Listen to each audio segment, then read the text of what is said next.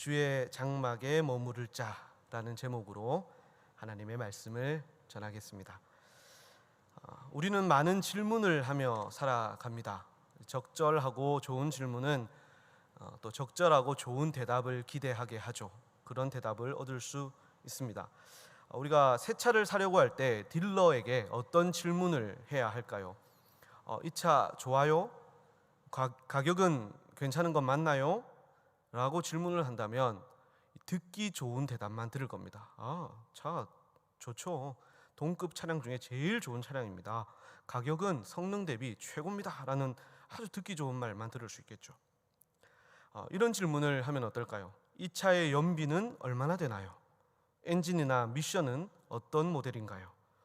혹시 이 차에 대한 이 옵션이나 이벤트가 무엇이 있을까요? 라는 질문들을 한다면 차를 구입하는데 꼭 필요한 정보를, 대답을 얻을 수 있을 것입니다. 여러분은 요즘 어떤 유익한 질문, 적절한 질문을 자기 자신에게 던지며 사십니까? 우리 인생에 어떤 질문을 던지며 사느냐는 굉장히 중요합니다. 저는 고3 때 인생의 아주 중요한 질문을 제 자신에게 던졌습니다. 당시 진로를 두고 고민하던 시기였습니다. 신학을 할 것인가, 아니면 일해서 돈을 벌어서 가게의 보탬이 될 것인가, 그런 고민하던 상황 속에서 계속해서 제 자신에게 던졌던 질문이 있습니다. 난 무엇을 위해, 또 누구를 위해 살 것인가? 인생의 최고 가치를 어디에 두고 살 것인가? 하나님의 영광, 하나님의 사역인가? 아니면 돈, 가게를 이끌어내는 것인가? 그 질문에 하나님께서는 말씀으로 저에게 대답을 주셨습니다. 요한복음 4장 34절 말씀입니다. 나의 양식은 나를 보내신 이의 뜻을 행하며 그의 일을 온전히 이루는 이것이니라. 무엇 먹을 것이 있느냐라는 제자들의 질문에 예수님께서 하신 말씀이죠. 나의 양식은 나를 보내신 이의 뜻을 행하며 그의 일을 온전히 이루는 이것이다 라는 이 말씀을 통해 저에게 대답을 주셨습니다. 이 질문과 대답이 저의 인생을 지금까지 인도하고 이끌어왔다고 해도 과언이 아닙니다. 우리 인생에 어떤 질문을 던지고 또 그 질문에 대한 해답을 찾느냐, 찾지 못하느냐 하는 것은 정말 중요하다고 할 수 있습니다. 다윗은 오늘 본문에서 인생의 가장 궁극적인 질문을 던지고 있습니다. 오늘 제목이기도 한 주의 장막에 머무를 자 누구인가? 주의 성산에 사는 자 누구인가? 하는 질문입니다. 이 장막과 성산, 이것은 같은 의미를 가지고 있는 두 단어라고 보시면 됩니다. 이 평행법이라고 하는데요. 동일한 의미를 가진 두 단어를 사용하면서 중요성을 강조하는 그런 표현법이죠. 이 질문이 너무너무 중요하다라는 의미입니다. 장막, 여러분 장막이 무엇인지 잘 아시죠? 출애굽 이후부터 다윗 시대까지 이스라엘 백성들이 하나님께 예배하는 장소, 예배하는 처소였습니다. 성전은 이 솔로몬 때 지어졌으니까요. 하나님은 모세에게 이 장막을 지으라라고 아주 세세하게 말씀을 해주셨고, 그곳에 임하셔서 백성들에게 말씀하시고 가르치시고 인도하셨습니다. 하나님을 예배하고 하나님의 통치를 경험하는 장소, 이것이 장막이 갖고 있는 의미죠. 또한 이 장막에는 하나님이 계시는 장소, 하나님을 예배하는 장소, 이 장소적인 개념보다 더 깊은 개념이 하나 있습니다. 그것은 하나님과 사람의 관계, 장소가 아닌 관계적인 측면에서 장막의 보다 깊은 개념을 우리는 찾을 수 있어요. 다윗은 장막과 성산에서 만난다라는 표현을 사용하고 있지 않습니다. 그곳에서 만난다라가 아니라 머무르다, 눌러 산다는 것이죠. 머무르다, 산다라는 보다 적극적이고 종속적이고 깊은 관계적 표현을 사용을 하고 있습니다. 자, 여러분께서 지금 누구의 집에 산다, 누군가의 집에 나는 머물러 살고 있다라는 말을 할 때, 그런 표현을 사용할 때 그것은 그냥 내가 몸만 거기에 있다라는 그런 장소적인 의미로 말하는 것이 아니죠.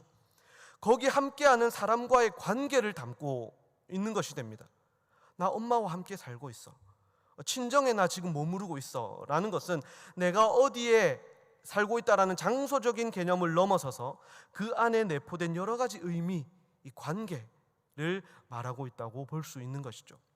즉 장막이 가지는 의미는 하나님을 예배하고 하나님의 통치를 경험하며 그분과 교제를 나누는 장소, 그분과 교제의 관계를 맺는 장소, 그것입니다. 다윗이 바라는 장막과 성산, 그곳에 머무르고 사는 것은 바로 그런 것을 말하는 것입니다. 그런데 문제가 하나 있습니다. 그 장막에, 그렇게 원하는 장막에 누구나 아무나 갈 수가 없다는 것입니다. 여러분 잘 아시다시피 제사장들만 이 성소에 들어갈 수 있었죠. 그 중에서도 대제사장만 1년에 한 번 지성소에 들어갈 수가 있었습니다. 이스라엘 백성들에게는 아마 모르긴 몰라도 이런 소망들이 있었을 거예요. 어떻게 모세처럼 하나님을 만나고 교제할 수 있을까? 난 평생 한 번이라도 이 법궤를 가까이에서 볼 수 있을까? 하는 마음이 아마 있었을 것입니다.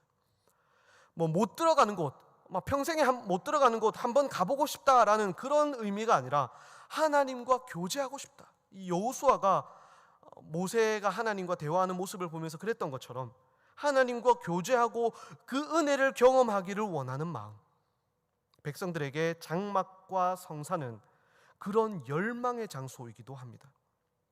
그래서 이 질문을 하고 있는 다윗과 또 이 시편을 함께 읽고 있는 이스라엘 백성들에게 이 1절의 질문은 대단히 중요한 질문이고, 이 질문은 단순히 누가 성소에 들어갈 수 있는가, 혹은 장막에서 예배드릴 자격이 누구에게 있는가, 그것에 대한 피상적인 질문이 아니라 누가 하나님과 교제하며 하나님의 은혜와 통치, 그 통치를 경험할 수 있느냐를 묻는 인생의 가장 궁극적인 질문인 것입니다. 그래서 다윗은 그 질문을 던지고 2절부터 5절에 그 답을 열거하고 있습니다. 그 말씀을 보면, 2절부터 5절의 말씀을 보면, 이런 사람이 주의 장막에 머무르고 주의 성산에 살 수 있겠구나라고 깨달을 수 있습니다. 하지만 우리는 당시 다윗과 이스라엘 백성들은 알 수 없지만 우리는 알고 있는 아주 중요한 정답이 있습니다. 그것을 먼저 알고 그 다음 말씀으로 우리는 넘어가야 됩니다. 자, 여러분 장막을 우리에게 한번 적용해 봅시다. 이 다윗이 말하고 있는 이스라엘 백성들이 열망하는 장막을 지금 현재를 살아가고 있는 우리에게 한번 적용을 해봅시다. 우리는 이스라엘 백성들에게 있었던 이 장막, 하나님의 임재의 상징인 이 성소와 또 법궤를 가지고 있지 않습니다. 그럼 우리는 어디서 하나님을 만날 수 있습니까? 교회에서요? 그렇다면 지금 교회에서 예배드리고 있지 않는 여러분은 어떻습니까?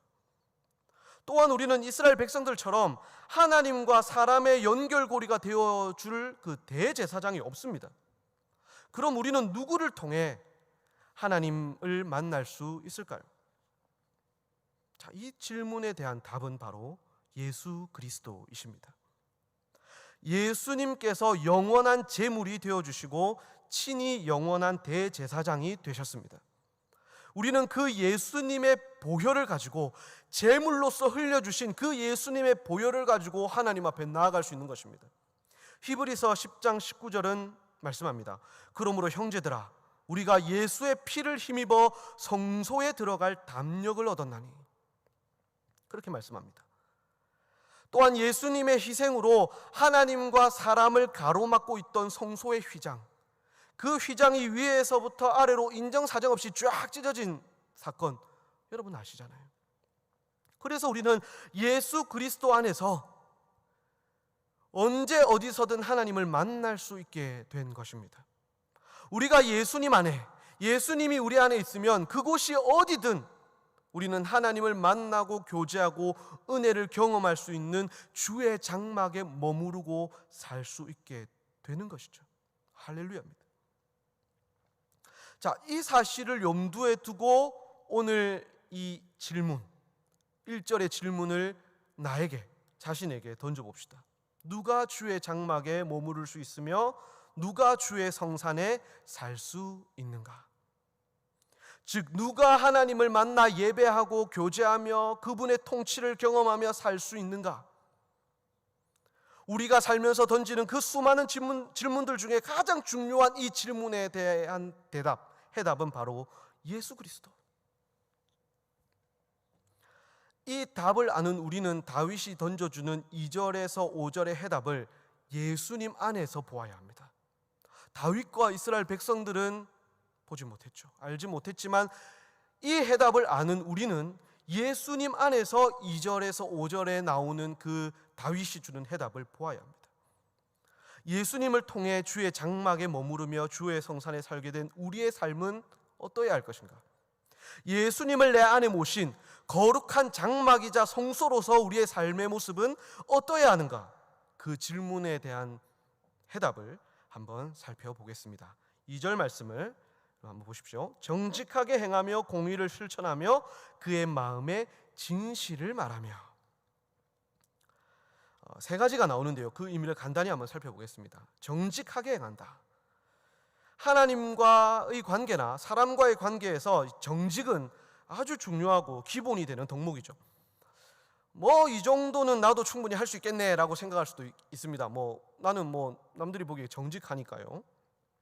하지만 이 원어의 의미를 살펴보면요, 다릅니다. 히브리어로 이 정직이라는 단어는요, 타밈이라는 단어인데 흠이 없다, 깨끗하다라는 의미를 가지고 있습니다. 우리가 생각하는 정직과 좀 다르죠. 주로 하나님께 이 제물을 드릴 때, 거룩한 제물을 드릴 때 흠이 없고 깨끗한 제물을 드리라라고 하잖아요. 그때 사용되는 것과 같은 의미입니다.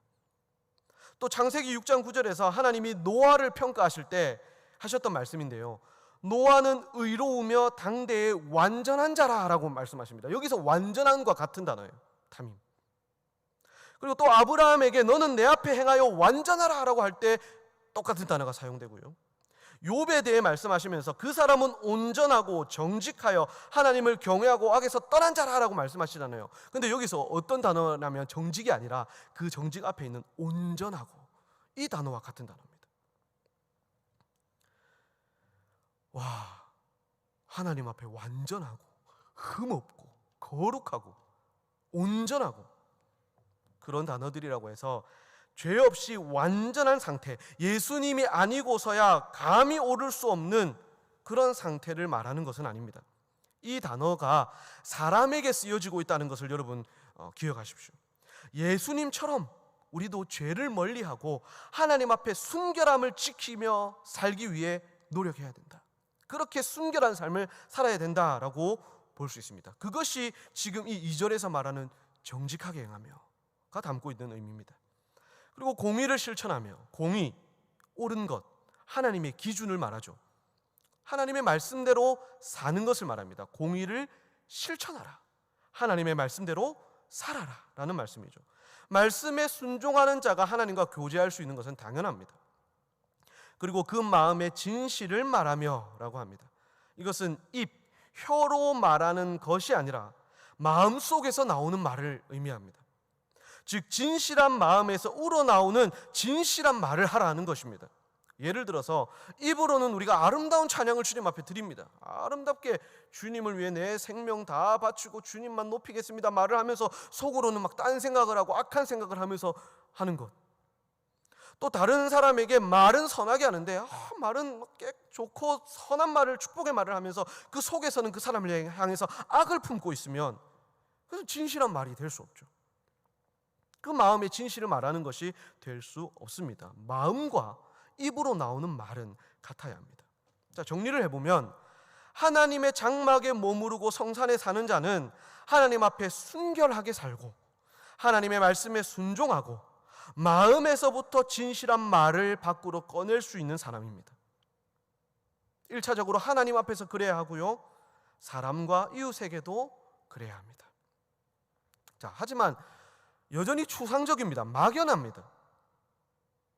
그래서 다윗은 이 개념의 실제적인 적용을 우리에게 던져주고 있어요. 3절 이하에 그 말씀을 하고 있는데요, 이 세 가지를 가진 사람, 순결한 게 무엇이고 말씀대로 사는 게 무엇이고 마음에서 진실한 말을 하는 것은 무엇인지 어떤 사람인지 그것에 대해서 구체적으로 우리에게 밝혀주고 있어요. 3절을 한번 보겠습니다.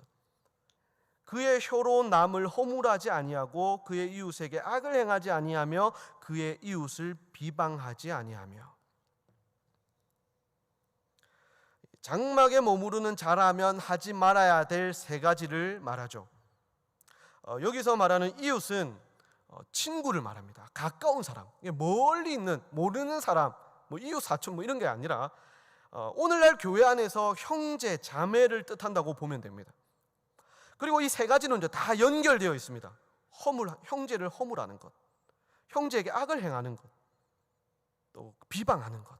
형제에게 우리가 악을 행하는 것은 주로 폭력을 우리가 행사하겠습니까? 말로 때리잖아요. 그 말과 관련해서 비방하는 것. 이 세 가지는 다 연결해서 볼 수 있어요. 먼저 남을 허물하지 않는다. 허물하다라는 말의 원뜻은 염탐하다라는 그런 뜻을 가지고 있고요. 확장된 의미로서 험담하다라는 의미를 가지고 있는 단어입니다. 즉 타인의 실수나 허물을 다른 사람에게 염탐하듯 몰래 험담하는 것을 말하는 거예요. 그 사람이 작은 실수를 했어요. 잘못을 했습니다. 그것을 몰래 지켜보고 있다가 그래 그럴 수 있지라고 해놓고 다른 데 가서 너 절대 다른 사람한테 얘기하지 마라 라고 하면서 험담하는 것, 몰래 험담하는 것. 이 뒷담화, 험담은요 오늘날 뿐만이 아닙니다. 수세기에 걸쳐서 한 공동체의 지체들에게 상처를 주는 겁니다. 막대한 피해를 주고 공동체를 와해시키는 겁니다. 말이에요. 신천지에 여러분 교회 옮기기라는 그런 전략이 있었습니다. 신천지 추수꾼들이 막 들어와가지고 했던 전략이 교회 옮기기인데 그 교회 옮기기의 주된 전략이 뭐냐면요, 험담이에요. 험담하라, 서로를 험담하라, 담임 목사를 험담하라, 교육자를 험담하고 형제 자매를 험담하라. 그것이었죠. 그리고 이웃을 비방하지 말라라는 말에 히브리어 성경을 직역해 보면 이런 뜻입니다. 이웃 위에 비방거리를 놓아두지 말라, 이렇게 직역이 됩니다. 여러분 한번 생각해 보십시오. 내가 친구의 머리 위에 이 친구의 허물을 몰래 올려두는 거예요, 머리 위에. 그럼 그 친구를 보는 다른 사람들은 그 친구의 인격이나 진정한 모습을 보기 이전에 뭘 보게 됩니까? 허물부터 보게 되는 거예요. 내가 그렇게 그 사람을 비방하면 다른 사람이 그 사람을 볼 때 그 비방거리부터 보게 된다는 것이죠. 그것이 곧 여기서 말하는 비방이고 그 앞에 있는 그 이웃에게 악을 행하는 것입니다. 야고보서 4장 11절은 말씀합니다. 형제들아 서로 비방하지 말라. 여러분 형제를 비방하거나 악을 행하는 자는 주의 장막에 어울리지 않습니다. 그리스도를 내 안에 모신 그리스도인의 참 모습도 아닙니다. 형제의 머리 위에 허물을 올려놓지 마십시오. 자매를 은밀하게 험담하지 마십시오. 그 허물이 결국에는 내게로 돌아올 것입니다. 4절은 선과 악에 대한 분명한 태도를 취하라고 우리에게 말씀합니다. 4절을 한번 보겠습니다. 그의 눈은 망령된 자를 멸시하며 여호와를 두려워하는 자들을 존대하며 그의 마음에 서원한 것은 해로울지라도 변하지 아니하며. 망령된 자를 보게 된다면 멸시하라 라고 하죠. 이 망령되다라는 말은 거절하다, 싫어하다, 반대하다라는 말입니다. 그런 말로써 하나님으로부터 거절된 사람, 하나님으로부터 거절된 사람, 하나님이 반대하는 사람이라는 말이에요. 그런 사람을 멸시하라는 것이죠. 즉 악한 자와 그가 행하는 악행을 말합니다. 그 악한 자를 동경하거나 그 악한 자에게 동의하거나 그것을 묵인하지 말고 하나님이 하시는 것처럼 그런 악행과 악한 자를 거절하고 싫어하고 반대하라는 겁니다. 시편 139편 21절에서 22절은 이렇게 말씀합니다. 여호와여 내가 주를 미워하는 자들을 미워하지 아니하오며 주를 치러 일어나는 자들을 미워하지 아니하니까 내가 그들을 심히 미워하니 그들은 나의 원수들이니이다. 하나님의 마음으로, 하나님의 마음과 똑같은 마음으로 악을 대하겠다, 악인을 대하겠다라고 고백하는 다윗의 이 고백이 우리의 고백이 되어야 합니다. 우리가 가진 경건의 핵심은 죄를 미워하고 악을 거절하며 반대하는 것입니다. 자, 그리고 여호와를 두려워하는 자들을 존대하라 라고 하죠. 앞의 말씀과 반대로 생각하면 됩니다. 하나님이 사랑하시는 사람, 악을 행하지 않고 비방하지 않고 하나님 앞에 순결히 행하려는 사람, 그 사람을 우리는 사랑하고 존중해야 합니다. 서로 높이고 서로 사랑하고 서로를 영광스럽게 여기는 것이죠. 그렇게 서로를 생각하고 대한다면 3절과 같은 일은 일어나지 않을 것입니다.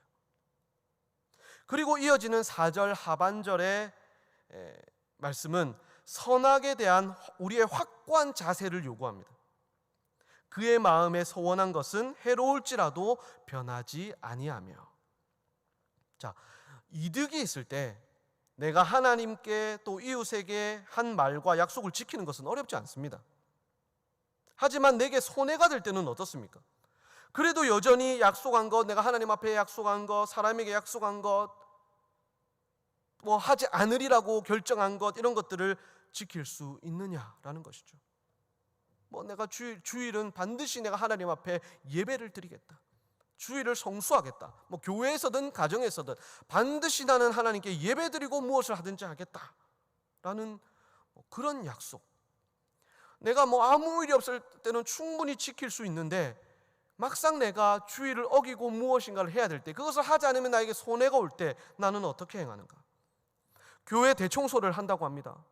교회 대청소를 하러 오면 그 사람에게 뭐 식사를 제공하고 담임 목사님이 그 사람을 위해서 기도를 해주고 뭐 이렇게 하면 내게 유익이 되니까 당연히 오겠는데, 사정상 안 된다, 식사를 해주지 못하니까 식사를 하고 와라, 담임 목사님 일정이 생기셔서 기도를 못 해주신다더라, 이렇게 돼버리면 안 온다. 그렇게 되면 여러분 이게 뭡니까? 이 말씀은요, 2절의 말씀에 대한 우리에게 주는 테스트라고 볼 수 있습니다. 하나님 앞에 순결하게 행하느냐, 흠 없이 행하느냐, 하나님이 주신 말씀에 순종하며 사느냐, 마음에 진심이 우러나와 말을 하고 행하고 있느냐, 그런 사람이 주의 장막에 머무르고 주의 성산에 사는 사람인데 너는 그렇게 살고 있느냐, 우리에게 주는 테스트라고 할 수 있겠죠. 그렇게 하는 사람은 선을 따르는 사람이고, 손해로 인해 변하는 사람은 악을 따르는 사람입니다. 선악을 우리는 분별하고 살 수 있어야 되죠. 누가 주의 장막에 머무를 수 있을까요? 마지막 5절은 돈을 사랑하는 것과 관련이 됩니다. 5절 말씀을 보겠습니다. 이자를 받으려고 돈을 꾸어주지 아니하며 뇌물을 받고 무죄한 자를 해하지 아니하는 자이니. 이 말씀은 돈을 빌려줄 때, 우리 형제 안에서 돈을 빌려줄 때 이자를 절대 받아서는 안 된다, 이자 받으면 그건 잘못이다 라고 하는 말씀이 아니에요. 특별히 이 가난한 자들을 돌아보고 보호하기 위한 메시지가 담겨 있는 말씀입니다. 출애굽기 22장 25절에서 이렇게 말씀합니다. 내가 만일 너와 함께한 내 백성 중에서 가난한 자에게 돈을 꾸어주면 너는 그에게 채권자 같이 하지 말며 이자를 받지 말 것이며 라고 말씀을 합니다. 공경에 처한 이웃의 상황을 악용해서 이익을 추구하지 말라라는 말씀이죠. 누군가에게 돈을 빌리려는 사람은요, 대부분 공경에 처해 있는 사람들입니다. 새로 나온 휴대폰을 바꾼다든지 가전제품을 바꾼다든지 새 집을 장만하기 위해서 빌리는 것이 아니라 아주 공경에 처해서 어쩔 수 없는 상황에서 빌리는 것이죠. 이 출애굽기 본문이 기록될 당시의 배경에서 본다면 그들은 농사를 망친 상황이에요.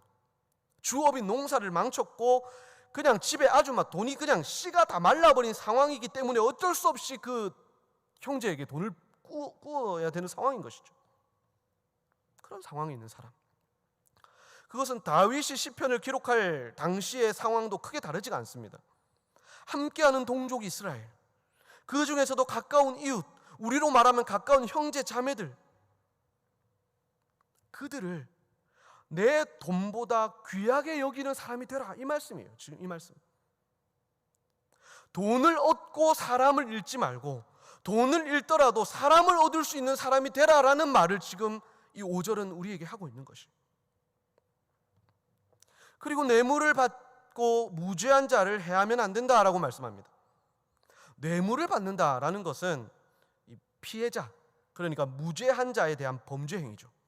정의를 무너뜨리는 죄악입니다. 뇌물을 받고 내가 보고 들은 것, 내가 아는 것을 모른다고 해서는 안 되고, 뇌물을 또 주면서 나의 잘못을 본 사람의 입을 막으려 해서도 안 됩니다. 또 무엇인가 유익을 얻기 위해, 예를 들면 내가 직분자 투표에서 많은 표를 얻으려고 뇌물을 사용해서도 안 됩니다. 큰 돈이 눈앞에 있어도 그것을 사랑하지 말고, 그 돈을 사랑하지 말고 그 사람의 있는 그대로를 보고 있는 그대로를 말할 수 있어야 합니다.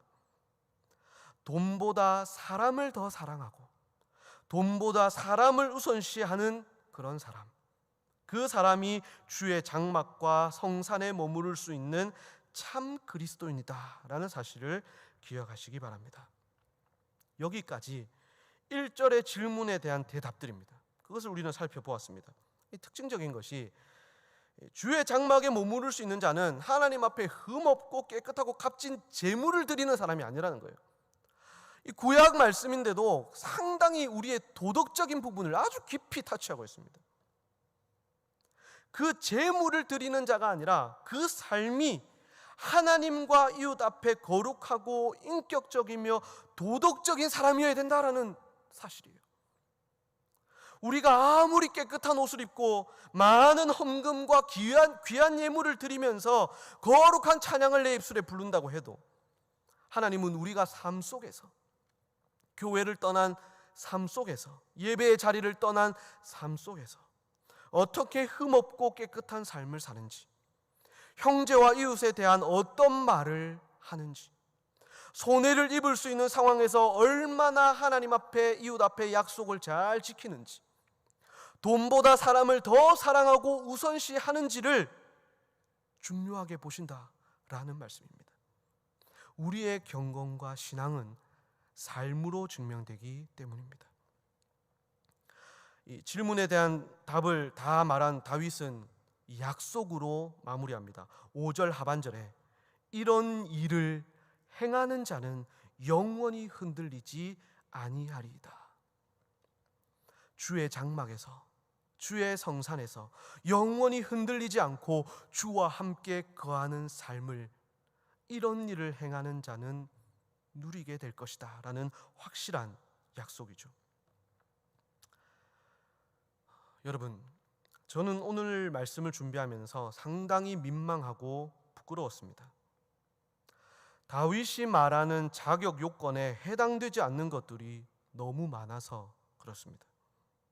하나님은 제 모습을 다 아시는데, 제 말을 아시고 제 행동을 아시고 제 마음을 다 아시는데, 난 과연 주의 장막에 머무르고 주의 성산에 살 수 있는 사람이 맞는가? 이 말씀을 생각하면서 설교를 준비하면서 마음이 좀 힘들었어요. 하지만 금세 다시 힘을 낼 수 있었습니다. 왜냐하면 내 옆에 계신 예수 그리스도, 그분 때문이었습니다. 내가 갖추어야 할 자격 요건을 예수님이 이미 다 갖추셨습니다. 오늘 본문 말씀에서 요구하는 모든 삶을 예수님은 다 살아내셨습니다. 완전하게 살아내셨습니다. 그리고 그 예수님이 취하신 자격을 우리에게 전가시켜 주셨습니다. 그 예수님이 내 안에 계심으로 나는 오늘도 예수 그리스도로 옷 입고 담대히 주의 장막에 들어갈 수 있게 되었습니다. 천국 시민이 된 것입니다. 이제 저는 예수님께 감사하면서 예수님이 시편 15편의 삶을 완전히 살아내신 것처럼 천국 시민이자 그리스도인으로서의 합당한 삶을 살기 위해 최선을 다하며 살아가면 되는 것입니다. 사랑하는 성도 여러분, 시편 15편의 말씀은 우리에게 절망을 안겨줄 수도 있습니다. 흠이 많고 불순종하며 겉과 속이 다른 나, 틈만 나면 이웃을 비방하고 악을 가까이하며 손해 앞에 처절하게 무너지는 나를 보며 우리는 절망할 수 있습니다. 절망하십시오. 내 자신의 모습, 말씀대로 살지 못하는 나약함에 절망하시고 예수 그리스도로 말미암아 소망을 가지십시오. 예수님이 저와 여러분을 위해 이 말씀의 모든 것을 다 이루셨습니다. 예수님의 공로를 우리의 공로가 되게 하셨습니다. 지금 예수님께로 돌이키십시오.